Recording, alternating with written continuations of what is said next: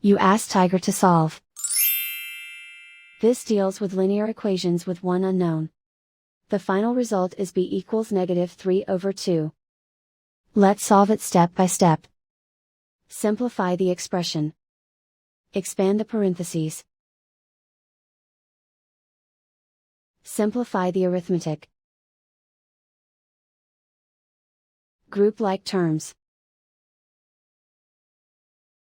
Multiply the coefficients. Group like terms. Simplify the arithmetic. Group all constants on the right side of the equation. Subtract 3 from both sides. Simplify the arithmetic.